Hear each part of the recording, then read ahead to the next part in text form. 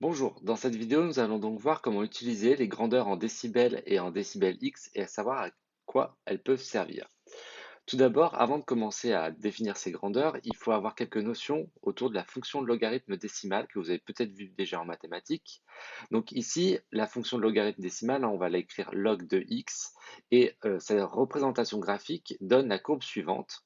Et il y a notamment un point qui va m'intéresser moi en physique, c'est ce point qui est ici, qui a donc pour abscisse x égale 1 et qui a pour ordonnée y égale 0. En effet, si vous regardez bien le graphe, vous allez constater que pour tout x supérieur à 1, donc c'est-à-dire dans cette zone-là du graphe, hein, vous avez en fait le logarithme de x, donc la courbe en gros, qui est au-dessus de l'axe des abscisses. Donc du coup, ici, log de x va être positif pour tout x supérieur à 1. Ensuite, pour tout x strictement inférieur à 1, c'est l'inverse, log de x va être négatif. Et enfin, si x est égal à 1, on trouve que log de x est ici nul.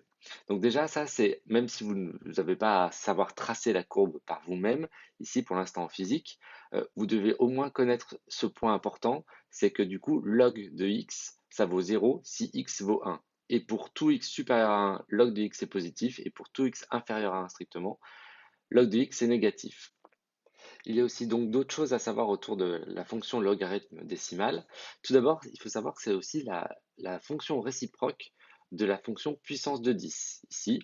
Alors, comment ça se traduit ici de façon plus claire? C'est-à-dire que si vous avez log de x qui vaut a, en fait, quand vous allez chercher à faire passer le log de l'autre côté de l'égalité pour pouvoir isoler x, eh bien en fait, le log se transforme en 10 puissance de ce qu'il y avait dans l'égalité ici.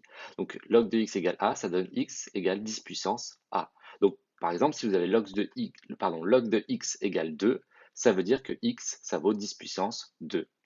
Ensuite, une propriété qu'on va très souvent utiliser du coup en physique, qui découle directement de la fonction réciproque ici, c'est de dire que log de 10 puissance n, ça vaut n. C'est-à-dire que log de 10 puissance 1 vaut 1, log de 10 puissance 2 vaut 2, et ainsi de suite. Ça va être très pratique pour pouvoir faire des calculs sans calculatrice. Aussi, d'autres propriétés qu'on va souvent utiliser, notamment dans les démonstrations qu'on verra en cours, log de xy, ça vaut log de x plus log de y. Donc en fait, un fois à l'intérieur du log se transforme en plus avec deux logs séparés. Log de x divisé par y, eh bien ça devient log de x moins log de y. Donc la division se transforme en soustraction ici. Et log de x puissance n, en fait, le n va pouvoir sortir devant le log ici en facteur pour faire n log de x. Voilà pour ces propriétés. Il y a aussi la dernière que je ne cite pas, on va l'utiliser un petit peu moins. Donc on en vient à notre première grandeur qui va utiliser cette fonction logarithme en physique.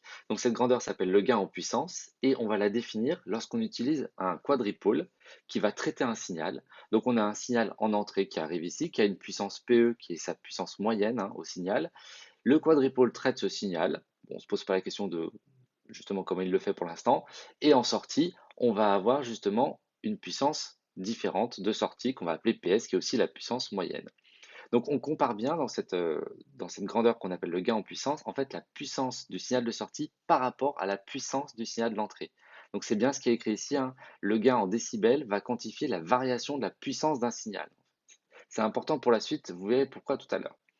Maintenant, du coup, cette grandeur, le gain en décibels, on va lui donner cette définition. On va l'appeler 10, pardon, on va le calculer grâce à cette formule-là, 10 log de PS sur PE. PS, donc la puissance moyenne du signal en sortie, PE, la puissance moyenne du signal en entrée. On constate que les deux sont en watts, donc comme on divise des watts par des watts, ça va faire quelque chose sans unité ici. Et du coup, euh, ici, le gain, on va lui donner une unité qui n'en est pas vraiment une, on va appeler le décibel. Donc on remarquera que si justement le gain est positif, ça sous-entend que le quadripôle qui est là est un amplificateur de puissance, et si le gain est négatif, en fait, il n'y a pas de gain en fait en puissance, il y a une atténuation de puissance. Voilà. Et ces- ces propriétés-là, elles découlent directement de la fonction logarithmique dont on a parlé tout à l'heure. Voilà pour le gain en puissance. Maintenant, il faut savoir retourner ce type de formule. Ce que j'appelle retourner, c'est par exemple dans un exercice, on vous donne le gain, on vous donne en décibels la puissance d'entrée du signal et on cherche la puissance en sortie du quadripôle, la puissance donc PS. Donc si on connaît lui, qu'on connaît lui, il faut forcément isoler PS pour trouver PS égale. Donc ça va être quelque chose qui va être souvent utilisé. Donc je vous explique sur cet exemple-là et vous allez voir que je ne le ferai pas dans la vidéo pour toutes les autres grandeurs en décibels, hein. Faut savoir, ou en décibels X, il faut savoir le refaire par vous-même. Donc déjà, première chose, vu qu'on veut sortir PS ici du logarithme, il faut d'abord en fait enlever le 10 qui est là. Et comme il y a un multiplié, il va falloir diviser par 10 de chaque côté de l'égalité. Donc ça va faire le gain divisé par 10 égale 10 sur 10, hein, vu que j'ai divisé par 10 de chaque côté, fois le log de PS sur PE. On voit que 10 sur 10, ça va devenir ici 1. Voilà, et le gain en décibels sur 10 est toujours là, 1. Maintenant, je trouve donc que le gain en décibels sur 10, c'est égal donc à 1 fois le log. Bon, le 1 ici disparaît, donc il reste le log de PS sur PE. Et c'est là où ça se complique un peu plus. Il va falloir faire passer, du coup, maintenant, vu que je veux isoler PS, hein, je vous rappelle, il va falloir passer le logarithme de l'autre côté de l'égalité. Et ça, si vous vous souvenez, c'est ce que je vous ai expliqué au début de la vidéo. En fait, quand un log passe de l'autre côté de l'égalité, en fait, il devient une 10 puissance de ce qu'il y avait de ce côté-là. C'est-à-dire que ça va donner quelque chose comme ça. Donc déjà, j'ai réécrit log de PS sur PE en premier, hein, pour pouvoir isoler en fait PS dans le premier membre. Et le log va passer de l'autre côté. Et vous voyez qu'en fait, ça va devenir un 10 puissance de ce qu'il y avait ici. Donc on trouve que PS sur PE, c'est égal à 10 puissance du gain sur 10. Et maintenant, moi je veux PS égale. Donc qu'est-ce qu'il me reste à faire? Eh bien, il me reste à enlever ce PE qui est au dénominateur, donc multiplier par PE de chaque côté. Et en multipliant par PE de chaque côté, donc ça va faire PS sur PE fois PE. Donc les PE vont s'en aller, il ne me reste plus que PS ici. Et il me reste donc PE fois 10 puissance, le gain en décibels sur 10. Et ainsi, donc là on a terminé, on a la réponse. C'est qu'en fait cette formule-là retournée pour trouver PS, ça donne ceci. Voilà pour cette petite pause technique au point de vue mathématique pour retourner une formule. Maintenant, on peut aussi définir un gain, non pas en puissance, mais en tension, et notamment en tension efficace. On va le noter de la même façon, ça sera le gain en décibels, et ici, donc il y aura toujours la même unité, le décibel, et ça sera non plus 10 log, mais 20 fois log de la tension efficace de sortie sur la tension efficace d'entrée. Vous remarquerez que quand il y a des tensions ici, on n'a plus 10, hein, mais on a un 20, et je vous expliquerai pourquoi en cours plus tard. Maintenant, ici, du coup, le gain en décibels, il quantifie plus la variation de la puissance, mais de la tension efficace d'un signal. Mais si vous vous souvenez du cours précédent, en fait, les deux sont intimement liés, hein. Et il faudra retenir que ici, le décibel, que ce soit pour un gain en tension ou un gain en puissance, hein, ce n'est pas une véritable unité. C'est-à-dire qu'en fait, on écrit, par exemple, le gain en décibels égale 20 décibels, mais on pourrait très bien dire que le gain est de 20. On a juste apposé ce mot décibel pour, pour pouvoir créer une unité qui n'en est pas vraiment une. Une dernière petite chose autour du gain en décibels, en fait, pour essayer de comprendre à quoi ça sert, en fait, le gain en décibels, cette grandeur, pour qu'on la crée, ici, on va prendre un enchaînement de plusieurs quadripôles qui ont chacun un gain G1, G2 en décibels et ainsi de suite jusqu'à n quadripôles. Ça, c'est une situation qui se présente souvent. En général, on a une chaîne de traitement d'un signal, où on a le signal en entrée, le signal en sortie, et on connaît en fait le gain pour chaque sous-système. Et on voudrait connaître le gain en fait total quand on justement on fait se succéder ces quadripôles les uns après les autres. Et en fait, le gain total, eh bien, ça va être la somme de chacun des gains. Donc c'est pour ça qu'on a créé cette grandeur notamment du gain en décibels, hein, parce que tout simplement, on a de simples additions à faire pour pouvoir savoir ce qui se passe sur l'ensemble de la chaîne. Maintenant qu'on en a terminé avec les gains en décibels, on va justement parler de grandeurs qui sont en décibels X. C'est-à-dire qu'après le décibel, il y aura toujours une ou deux lettres qui viendra s'imposer. Du coup, ici, je commence avec les niveaux de puissance en dBm. Donc en fait, on va mesurer une puissance non plus en watts, mais en dBm. Et le petit m fait référence en fait au m de milliwatts. Pourquoi? Parce qu'en fait, si on regarde la formule ici du niveau de puissance que j'appelle n ici, eh bien c'est 10 log, donc ça ressemble à ce qu'on a fait sur les gains. Et ici, on a la puissance du signal P divisée par une puissance de référence. Et cette puissance de référence, en fait, c'est une valeur de référence. Et c'est, regardez ici, un 0,01 watt, c'est-à-dire 1 milliwatt. Donc en fait, on va diviser la puissance en watts par 0,001 watt, ou la puissance en milliwatts divisée par 1 milliwatt. Donc vous voyez, on compare une puissance en watts à 1 milliwatt ici. Et donc, ce que je vais essayer de vous expliquer, c'est que ici, du coup, ce n'est plus du tout une grandeur qui nous permet de comparer l'entrée et la sortie d'un quadripôle. Ça nous permet juste, cette grandeur, justement, le niveau de puissance, de mesurer la puissance d'un signal, d'accord, et pas plus son évolution. Donc c'est ce que j'ai écrit ici. Un niveau de puissance en dBm, c'est une mesure d'une puissance absolue, et non plus justement d'une comparaison sortie-entrée. Et du coup, ça donne que les dBm sont une véritable unité, ici, vu qu'on compare justement une puissance à 1 milliwatt. Maintenant, pour faire un petit exemple, je vous propose, on a une puissance par exemple d'un signal de 10 watts, et je cherche le niveau de puissance. Eh bien, déjà, il va falloir ici faire 10 fois log de 10 sur 1. Et malheureusement, il ne faut pas faire ça. Il ne faut pas faire 10 sur 1, parce que 10, il est en watts, et 1, il est en milliwatts. Donc il va falloir déjà, en fait, convertir 1 milliwatt en watts, ou 10 watts en milliwatts. Bon, je préfère faire 1 milliwatt en watts, donc ça fait 10 watts divisé par 0,001 ici. Du coup, moi je n'ai pas de calculette ici, donc comment je vais faire? Ici, je me dis 0,001, c'est 10 puissance moins 3. Donc ça fait 10 sur 10 puissance moins 3. Et 10 sur 10 puissance moins 3, ça fait 10 puissance 4. Donc 10 fois 10, pardon, 10 fois log de 10 puissance 4, eh bien ça va faire quoi? Log de 10 puissance 4, ça fait 4. Donc ça fait 4 fois 10, donc j'ai 40 dBm ici. Donc un signal qui a une puissance de 10 watts, ça signifie, il a un niveau de puissance de 40 dBm.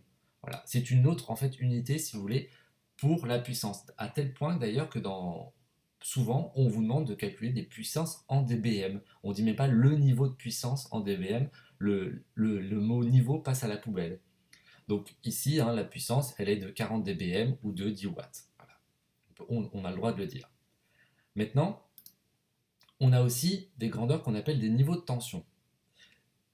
Ces niveaux de tension, en fait, peuvent être en dBV, dBmV, dBu ou dB micro V.